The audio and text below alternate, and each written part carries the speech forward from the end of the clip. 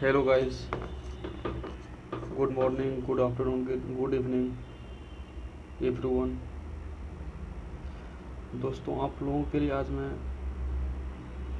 Accounting का golden rule लेके आया हूँ।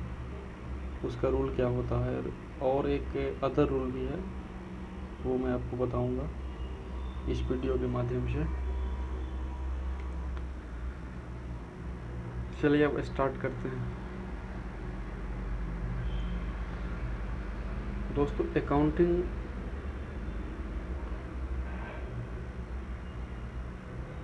थ्री टाइप के होता है। पहला होता है पर्सनल अकाउंट, दूसरा होता है रियल अकाउंट और तीसरा होता है नॉमिनल अकाउंट। पर्सनल अकाउंट जैसे राम, श्याम, राम प्राइवेट लिमिटेड, उसके बाद बैंक अकाउंट ईटीसी। जैसे आपने किसी से माल परचेज किया, या मान लीजिए राम से आपने कुछ परचेज किया, तो राम से जब माल खरीदेंगे तो गुड्स परचेज करते हैं, तो राम जो है सो पर्सनल अकाउंट में आएगा। रियल अकाउंट का एग्जांपल है goodwill, copyright, patent, furniture etc. और तीसरा आता है नॉमिनल अकाउंट। नॉमिनल अकाउंट में क्या आता है,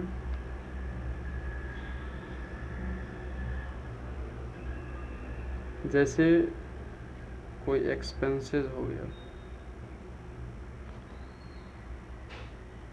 एग्जाम्पल के लिए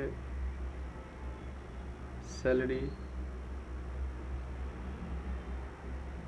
इंटरेस्ट,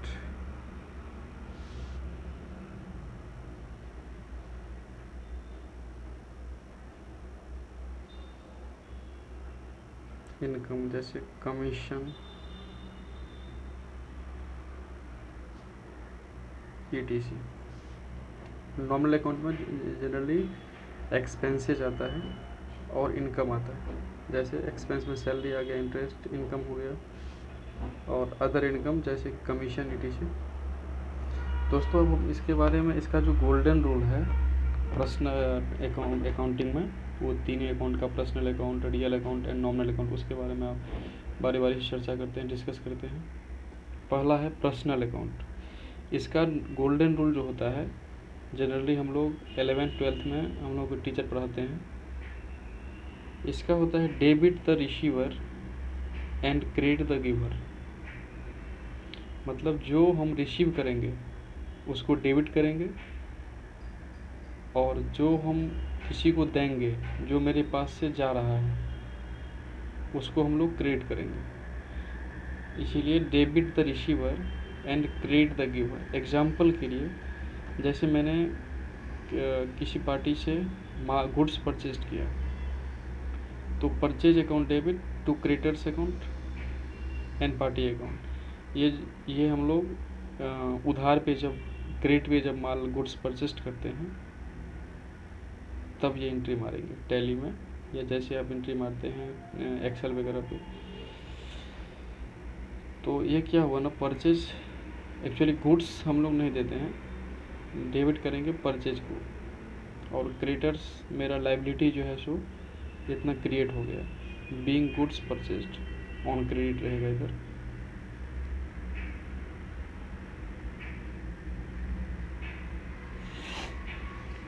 फिर मान लीजिए क्रेडिटर्स जो है सो अपना पर्सनल अकाउंट है। मान लीजिए इधर मैं क्रेडिटर्स डाल लिया, मतलब राइट किया हूँ। इसके जगह पे नाम भी हो सकता है, जैसे राम से परचेज किया गुड्स, श्याम से किया, तो यहाँ राम श्याम आ जाएगा, क्योंकि ये पर्सनल अकाउंट आता है। इसीलिए हम लोग जब हम जैसे राम से गुड्स परचेज किया, तो वो मेरे उसको मुझे पैसा देना है, तो बाद में अगर उसको हम पेमेंट करेंगे तो वो मेरी लायबिलिटी है। तो इसके लिए creditors account debit to cash या बैंक अकाउंट। जब उसको पेमेंट करेंगे तो मेरे बैंक अकाउंट से या कैश मेरे पास से जा रहा है, और ये क्रेडिटर्स जो है सो वो पैसा रिसीव करे, इसके लिए हम लोग क्रेडिटर को डेबिट किए। दूसरा आता है रियल अकाउंट। रियल अकाउंट में क्या आता है, आपको बताया था, जैसे फर्नीचर वगैरह, फर्नी goodwill, copyright, patent, furniture, ETC. इसका गोल्डन रूल जो है वो है debit what comes in and credit what goes out. मतलब जो मेरे पास आ रहा है उसको डेबिट करेंगे, जो मेरी तरफ से जा रहा है उसको क्रेडिट करेंगे। जैसे मैंने फर्नीचर परचेज किया कैश पे, तो furniture account debit to cash account या बैंक अकाउंट, जैसे आप पेमेंट करते हो एनी मोड। कॉपीराइट परचेज करेंगे तो copyright account debit to bank account, क्योंकि बैंक से पैसा जा रहा है और मेरे पास क्या आ रहा है, कॉपीराइट आ रहा है किसी कंपनी का जो हम अपन परचेज करते हैं। और फर्नीचर अकाउंट ये फिक्स एसेट्स है, ये मेरे पास आ रहा है और कैश मेरे अकाउंट से या मेरे बैंक के अकाउंट से जा रहा है, तो इसके लिए हम लोग कैश या बैंक को क्रेडिट किए और फर्नीचर को डेबिट किया, क्योंकि फर्नीचर मेरे शॉप में या फैक्ट्री में लाना है मुझे, तो मेरे पास मेरे फैक्ट्री में फर्नीचर आ रहा है, इसके लिए हम लोग इसको डेबिट किए। दोस्तों अभी तीसरा आता है नॉमिनल अकाउंट। ये जनरली एक्सपेंसेस से और इनकम से रिलेटेड होता है। जैसे ऑल, इसका रूल जो होता है golden rule, all expenses and losses are debited, all incomes and gain are credited. मतलब जो एक्सपेंसेस रहेगा मेरा या लॉस कुछ भी हुआ तो उसको हम लोग डेबिट करेंगे, और कुछ भी इनकम है या गेन है, गेन मतलब होता है कि अगर कुछ आपने कैपिटल एसेट्स सेल किया उस पे जो प्रॉफिट आता है, और लॉस मतलब जैसे कैपिटल एसेट्स आपने सेल किया, लॉस आ गया तो उसको हम लोग डेबिट कर देंगे। कैपिटल एसेट्स मतलब होता है जो आपके बिजनेस में फ्यूचर बिजनेस को चलाने के लिए आपने जो एसेट्स परचेज किए, जैसे मान लीजिए आप शॉप ओपन किए, उसमें फर्नीचर लगाना पड़ता है, तो वो सब मेरे लिए एसेट्स हैं, वो मुझे फ्यूचर में उसे यूज करना है। इस पे डिप्रिसिएशन चार्ज करते हैं हम लोग। जैसे एक्सपेंसेस हो गया इलेक्ट्रिसिटी मेरा, तो उसको पेमेंट करेंगे तो electricity account debit to bank account being electricity bill paid. जैसे मुझे किसी स्टाफ को सैलरी पेड करना है तो salary account debit to cash या bank account being salary paid to staff, या जो भी नाम रहेगा, राम, श्याम, मोहन, ईटीसी। दोस्तों ये गोल्डन रूल यहाँ से लास्ट हो गया। अभी हम लोग एक अदर रूल है, ये जनरली आपको ये एक्चुअली ये जो आप फ्यूचर में जैसे CA, CMA, CS करेंगे उसमें ये यूज़ होता है। एक्चुअल यूज़ गोल्डन रूल तो एक्चुअली क्या होता है ना कि 11th-12th में बच्चों को समझाने के लिए वो रूल अप्लाई होता है। बाकी आप फ्यूचर में अगर कुछ प्रोफेशनल कोर्स करना चाहते हैं जैसे CA, CS, CMA अकाउंट से रिलेटेड, तो उसमें ये रूल यूज होता है। इससे पहले मैं आपको बता दूं, क्योंकि वो रूल समझाने से पहले मुझे ये बताना बहुत ज़रूरी है। दोस्तों ये अपना एसेट्स जो होता है ना, एसेट्स एंड एक्सपेंसेस, कुछ भी एक्सपेंस हुआ आपका या कुछ आपके पास एसेट्स है, उसका ये आप श्योर कर लीजिए कि 100% उसका बैलेंस जो है ना ऑलवेज डेबिट बैलेंस होगा। ऑलवेज, किसका मैं बोला, एसेट्स का एंड एक्सपेंस का डेबिट बैलेंस ऑलवेज। वैसे ही लायबिलिटीज़ जो रहेगा अपना और इनकम कुछ भी है उसका क्रेडिट बैलेंस ऑलवेज होता है।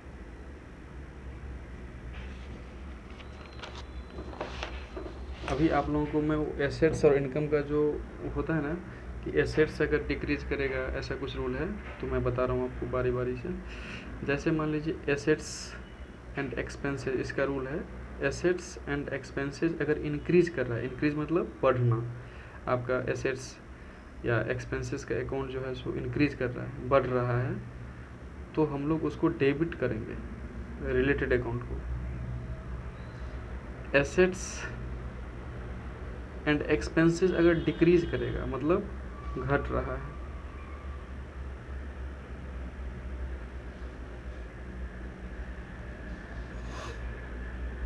टू क्रिएट करेंगे अकाउंट को।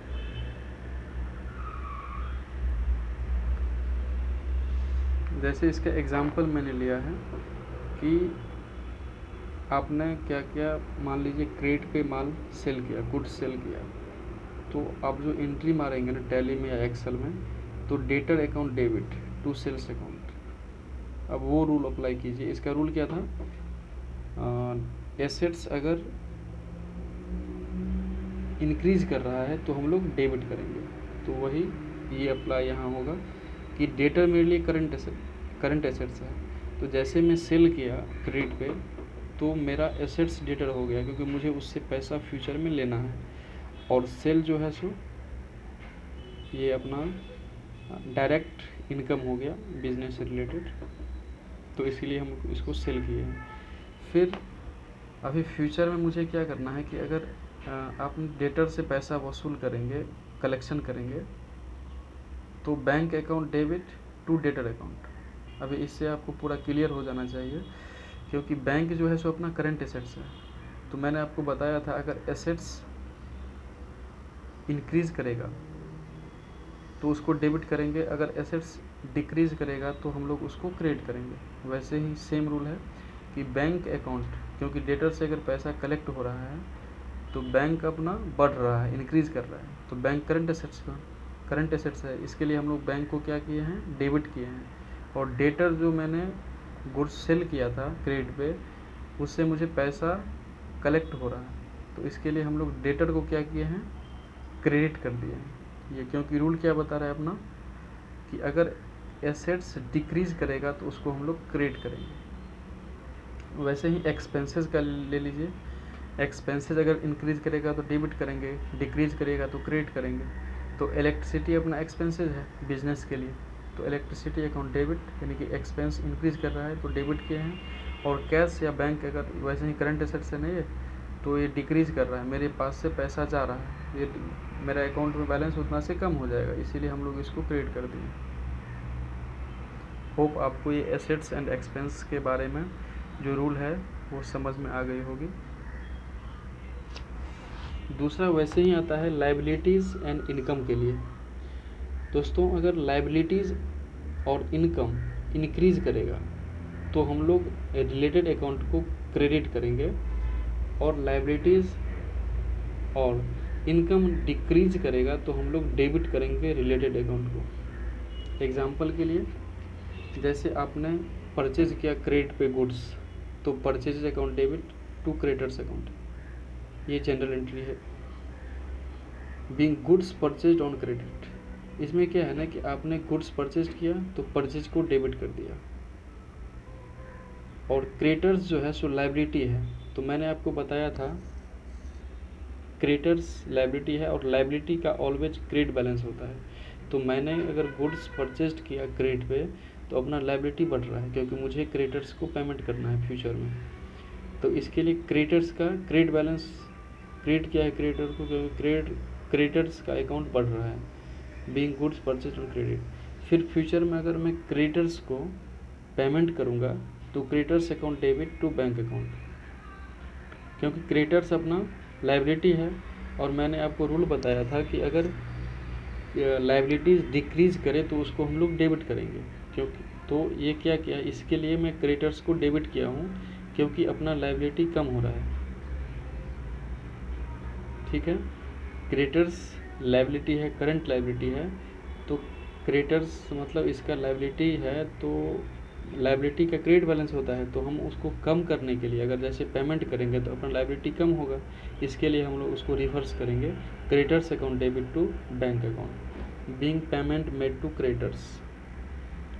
वैसे ही अगर इनकम सोर्स से ले लिया जाए तो bank account debit to interest on fixed deposit, generally आपको एफडी पे इंटरेस्ट आता है या सेविंग अकाउंट से इंटरेस्ट आता है, तो हम लोग जो अकाउंट में रिसीव करते हैं तो उसको एंट्री क्या करेंगे, bank account debit to interest on fixed deposit या इंटरेस्ट ऑन एसबी अकाउंट। यहाँ मैं लिखा नहीं हूँ, बोल दिया हूँ। तो बैंक अपना करंट एसेट्स है, तो बैंक में पैसा आएगी तो बैंक डेबिट हो जाएगा। और इंटरेस्ट इनकम है, इसके लिए हम लोग इनकम का मैंने बोला था कि इनकम का ऑलवेज क्रेडिट बैलेंस होता है, इसके लिए हम लोग इसको क्रेडिट किए हैं बीइंग इंटरेस्ट रिसीव्ड। दोस्तों होप आप लोगों को ये वीडियो अच्छा लगा होगा। इसमें कुछ भी अगर क्वेरी हो तो आप ज़रूर कमेंट बॉक्स में कमेंट कीजिएगा। लाइक शेयर एंड सब्सक्राइब ज़रूर करें, आप लोगों से रिक्वेस्ट है। बस आज के लिए ये छोटा सा video. Thank you all of you, thank you ji.